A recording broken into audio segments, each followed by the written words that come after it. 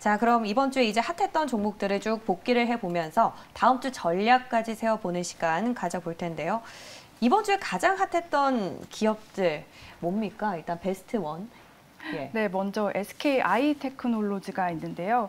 SKI 테크놀로지는 5조 원 증설 계획에 상승세를 보였습니다. 앞서 회사가 주력 제품인 리튬 이온전지 분리막의 생산 설비를 확대하겠다고 발표한 데 따른 건데요. 2025년까지 5조 원을 투자해서 생산 능력을 현재 14억 제곱미터에서 40억 제곱미터로 확대한다는 계획입니다. 이에 따라 올해 3천억 원 수준의 세전 영업이익을 2023년 7천억 원, 2025년 1조 4천억 원까지 순차적으로 늘리겠다는 목표입니다. 분리막은 양극재 그리고 음극재와 함께 배터리 4대 핵심 소재로 꼽히는데요. 최근 2차 전지 수요 확대로 배터리 소재 수요가 늘어나면서 회사도 적극적인 투자에 나서는 모습입니다. SKI테크놀로지는 이미 중국과 폴란드에서 증설에 나서고 있고 이러한 계획 발표 이후 주가가 10% 이상 올랐습니다. 또 어제는 상장 후 최초로 20만 원을 넘기기도 했습니다. 네. 앞서 이제 4차 대유행 전을 좀 복기를 해보면 한동안 성장주의 시그널이 좀 많이 나왔지 않습니까? 그래서 제가 수급을 쭉 정리를 해봤더니 최근 2주 동안 연속으로 기관 그리고 외국인들이 가장 많이 매수한 기업 중 하나가 바로 SKI 테크놀로지였더라고요. 그래서 물론 뭐 기업 자체 펀더멘털은 확고하지만 계속해서 매수가 들어온다는 거는 다시 말해서 이제 좀 차익을 실현할 타이밍으로 볼 수 있지 않을까 하고 좀 우려도 느껴졌는데 매니저는 어떻게 보십니까? 이제 보통 이제 우리가 이제 많이 오르면 이제 사실 팔고 싶죠. 왜냐하면 이제 주가가 이제 아무래도 이제 많이 빠진 게 이제 메리트가 되듯이 많이 오른 게 또 부담이 될 수도 있는데. 일단은 이제 주식 지금 SKI 테크놀로지 같은 경우는 이제 지금 이게 전기차 배터리 분리막이고 이쪽 산업 자체가 지금 계속 이제 성장 국면으로 가다 보니까 지금 이 종목 이제 차트를 보면서 말씀을 드리겠지만 이 흐름이 일단 꺾일 때까지는 뭐 계속 간다 이렇게 보시는 게 좋을 것 같고요.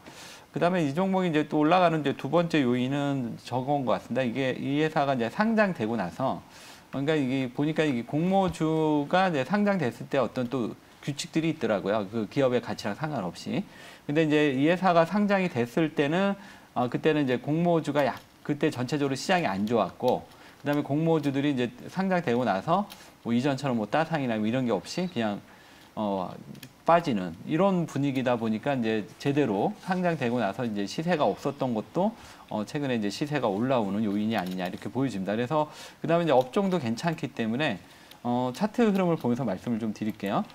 지금 이제 차트는 지금 여기서부터 이렇게 올라가는 꾸준한 모습 보여주고 있습니다. 그렇지만 이제 중간중간에 올라갈 때 이렇게 이제 왜냐하면 너무 많이 오르면 이 종목 자체가 이제 부담이 될 수 있기 때문에 이제 중간중간에 이렇게 쉬는 구간. 그래서 이번에도 이렇게 쉬는 구간인데, 아까 이제 제가 공모주 종목들만의 룰이 있다고 했는데, 이때 아마 이 종목이 이거보다는 조금 더 가려고, 그때 분위기는 그랬던 것 같은데, 이제 장이 안 돼서 빠졌죠. 그래서 지금, 최근에 이제 배터리 소재 쪽의 좀 분위기도 그렇고, 그 다음에 이 회사 업종도 그렇고, 결국은 이 앞에 전고점을 넘어가는 흐름이 나오지 않을까. 일단 그렇게 봅니다.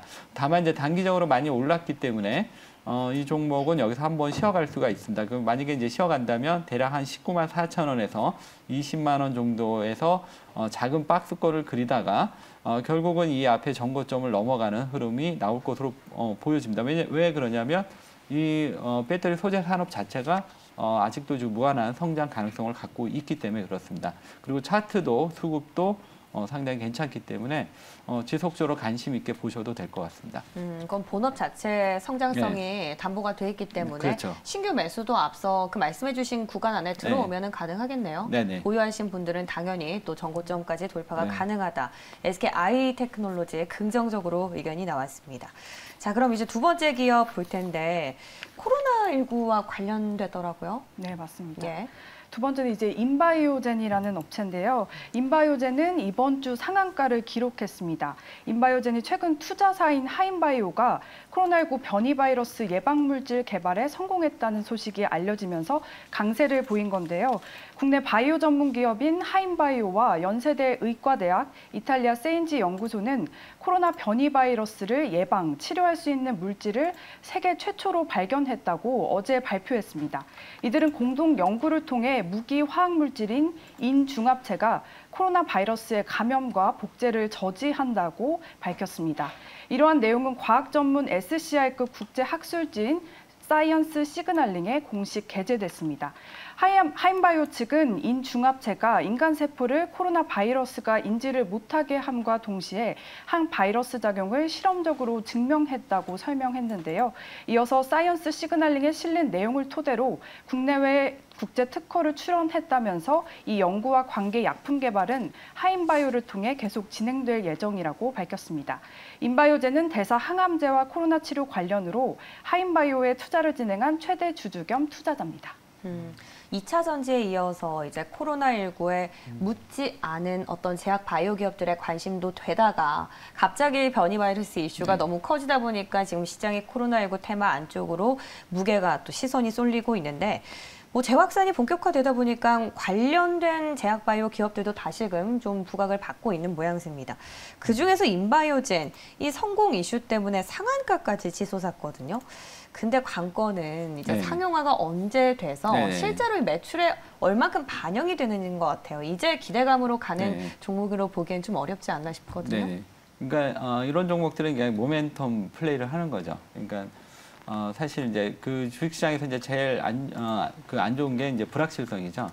어떤 회사가 이제 임상을 들어갔어도 성공을 하느냐, 이것도 이제 불확실성이고, 성공해도 또 이게 상업성이 있느냐, 뭐 이런 여러 가지 단계들이 있기 때문에 이런 분명히 이제 좋은 뉴스지만 이제 앞으로 어떻게 될지는 좀 더 이제 구체화돼야 되겠죠. 만약에 진짜 좋다면 기관이나 외국인들이 가만두질 않았겠죠. 하여튼 뭐 이런 여러 가지 이제 불확실성이 좀 있는 것 같습니다. 그래서 이런 종목들은 그냥 이제 트레이딩으로 접근하시면 될 것 같습니다. 다행히 지금 다행이 아니라 지금 이제 시장 분위기가 지금 약간 이제 코로나가 좀 늘어나는 이런 분위기다 보니까 이 회사가 이제 주목을 좀 받을 수 있는 분위기는 형성이 된 것 같습니다.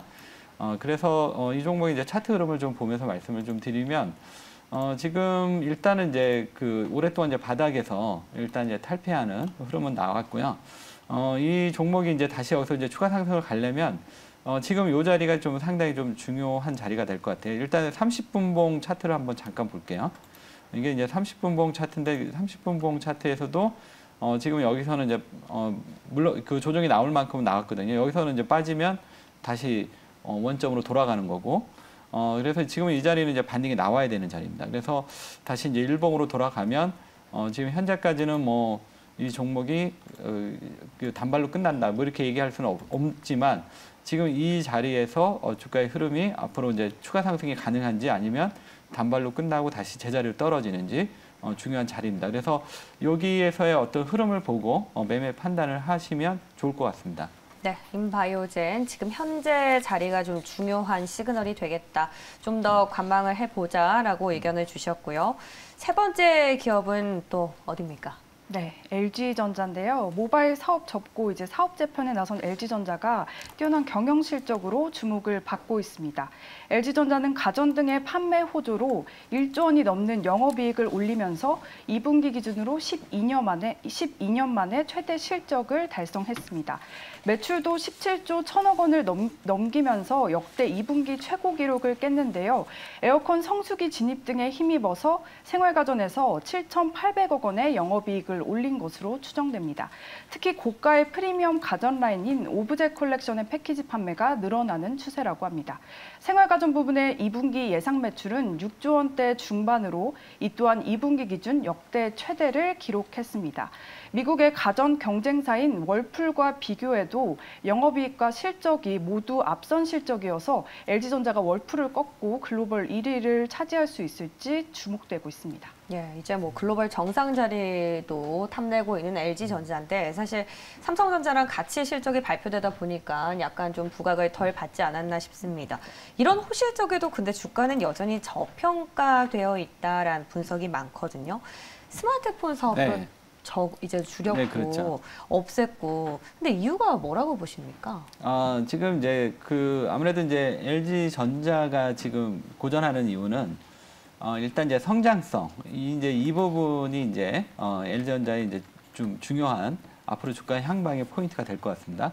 보통 간단히 이제 말씀을 드리면 이제 LG전자 같은 경우는 보통 이전에 이제 사이클을 보면 1분기가 실적이 제일 좋고 그래서 보통 이제 1분기 실적 발표 전후에서 팔고 바닥에서 샀다가 또 1분기에 팔고 뭐 이런 식이었습니다. 그러니까 2분기가 안 좋은데 이번에는 2분기도 실적이 상당히 좋았죠. 그러니까 기업이 이게 체질적으로 많이 변화가 있었다. 이렇게 일단 우리가 생각할 수 있을 것 같고요.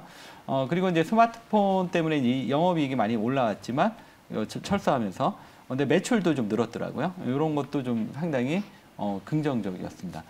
그럼에도 이제 아무래도 이제 LG전자가 가전이나 지금 이제 TV 쪽이 주도를 하다 보니까 아무래도 이제 이 회사가 이제 올라갈 수 있는 이제 성장성 뭐 이제 이런 부분에 조금 부족하지 않았나 이렇게 보여집니다. 근데 LG전자에서 이제 주목되는 포인트는 이제 최근에 LG 마그나 이제 출범도 했듯이 아마 이제 3분기부터 3분기 월 중에 흑자 전환이 아마 나올 거고요.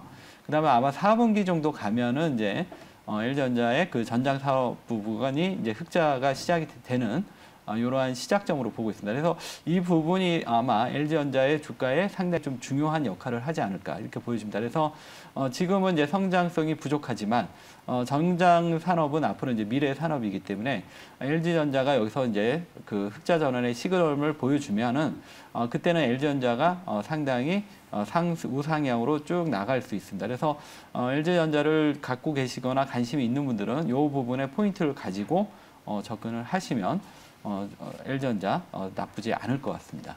LG전자 그룹 차원에서 또 전장에 네. 많이 포커스를 두고 있기 때문에 네. 3분기, 4분기 앞으로 하반기에 대해서 더 집중을 하자라고 의견을 주셨고요. 자, 네 번째 이 기업 같은 경우는 7월 달에 가장 많이 주목을 받은 기업이 아닌가 싶습니다. 공개해 네, 주시죠. 맞습니다. 다음은 게임주인데요. 카카오 게임즈가 셀트리온 제약을 제치고 코스닥 시총 2위로 등극했습니다. 어제 코스닥 시장에서 카카오 게임즈는 전날보다 6% 오른 83,300원에 거래를 마쳤습니다. 이날 시총 2위인 셀트리온 제약이 하락하고 카카오 게임즈의 주가가 뛰면서 순위가 역전된 건데요. 카카오 게임즈의 주가가 연일 강세를 나타낸 것은 신작 오딘 덕분이라는 평가가 많습니다. 앞서 카카오 게임즈는 지난달 29일이죠. 북유럽 세계를 배경으로 한 모바일 다중 접속 역할 수행 게임인 오딘을 출시했습니다. 오딘은 출시 이후 이틀 만에 150억 원의 매출을 올렸고요. 지난 2일부터는 구글 플레이와 애플 앱스토어에서 최고 매출 게임 1위 자리를 지키고 있습니다.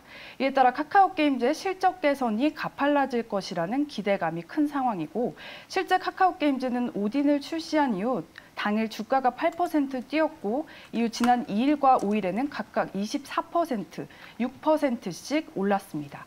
오딘 출시 직전인 지난달 28일과 비교하면 현재 주가 상승률은 45%에 달합니다. 예. 카카오 게임즈 벌써 시총 2위까지 올랐는데도 아직 기관이랑 매수세, 기관의 외국인의 매수세가 여전하고 오늘도 지금 선방을 해주고 네. 있습니다. 이 상승 랠리는 언제까지 지속될 걸로 보세요? 지금 이제 사실 이제 카카오 게임즈가 좀 많이 올라서 저도 이제 많이 오른 거 아닌가 그런데 어제 같은 경우 이제 보니까 여전히 이제 기관 매수가 여전히 들어오고 있더라고요. 물론 이제 기관 매수 주체가 이제 사모펀드이다 보니까 아무래도 약간 이제 개인적 성향, 개인 투자가의 성향도 조금 있는 이런 흐름이죠. 근데 이제 이번에 이제 카카오 게임즈가 그래도 의미가 있었던 게 시가총액 2위를 탈환했다는 점, 이 부분은 이게 이제 인덱스 펀드나 뭐 이런 데 들어왔을 때 일단 매수 순위에서 우선순위가 되기 때문에 이것도 카카오 게임즈에 상당히 좀 의미가 있고요. 그다음에 지금 이 올라 있는 상태에서도 좀 계속 기관 수급이 들어오고 있기 때문에 일단은 좀 더 추가 상승은 좀 가능하지 않을까 이렇게 보여집니다. 다만 이제 많이 올랐기 때문에 신규 들어가는 부분은 조금 부담은 되죠. 그렇지만 지금 이제 보유하신 분은 좀 더 들고 가셔도 되지 않을까 일단 그렇게 보고 있고요. 특히 이제 카카오 게임즈가 이제 게임주들은 이제 신작의 흥행이 상당히 주가에 영향을 미치는데 진짜 이 회사가 이렇게 안정적으로 가려면 이번 오딘이 어느 정도 흥행이 장기화돼서 NC소프트가 주가가 크게 오르고 계속 어느 정도 주가가 유지가 되듯이 카카오 게임즈도 이제 그런 부분이 중요하고요. 특히 이제 게임즈들은 이 신작 게임이 계속 나오기 때문에 항상 이제 이 부분에 의해서 주가가 또 변화가 있을 수도 있습니다. 그래서 게임주 매매할 때는 이런 경쟁사 게임도 체크해야 되고, 그 다음에 이 게임 말고 또 이제 새로 지금 카카오 게임즈가 또 지금 오딘처럼 흥행이 되는 게임이 또 있더라고요. 그래서 여전히 이런 부분들 또 있기 때문에 여전히 이제 추가 상승은 가능할 것으로 보여집니다. 차트는 보면서 말씀드릴게요. 예. 차트는 지금 이 종목이 이제 긍정적인 거는 이게 오랫동안 이 박스권 흐름가 이게 한 8개월 정도 진행이 되고 나서 올라왔기 때문에 이 오랫동안 이제 조정을 받았던 만큼 이 종목은 그만큼 이제 에너지가 축적이 된 거죠. 그리고 올라오는 흐름이어서 근데 항상 이제 기술적으로 이 앞전에 이제 전고점을 항상 보는 이유는 보통 이제 주가가 이렇게 바닥치고 올라올 때는 항상 이 신고가를 목표로 가더라고요. 그래서 지금 이 종목도 결국은 그 신고가의 흐름으로 가지 않을까 이렇게 보여집니다. 그래서 신규로 들어가시는 분들은 이격이 어느 정도 나왔을 때 이격을 이용해서 그냥 단기 매매 정도는 가능할 걸로 보여지고 있고요. 다만 이제 이 종목을 여기서 사서 장기 투자하기는 조금 부담되고 기존에 보유하신 분들은 어쨌든 이 전고점 넘어간다는 생각으로 그 밑에 5일선만 이탈하지 않으면 계속 보유하는 전략도 나쁘지 않을 것 같습니다. 카카오 게임즈의 경우에는 보유자의 영역에 좀 더 가까운 종목이네요. 네. 또 아쉬운 분들 많겠지만 저희가 컴투스나 뭐 중국 판호 관련해서 네. 메이저님 몇 가지 기업도 주셨지 않습니까? 네. 그 기업으로 다른 또 슈팅을 노려보시는 것도 네. 나쁘지 않겠다라는 생각이 듭니다. 자, 벌써 마지막 기업인데 공개해 주시죠. 네, 업황 이제 자체가 좋아지면서 주목을 받는 종목인데요.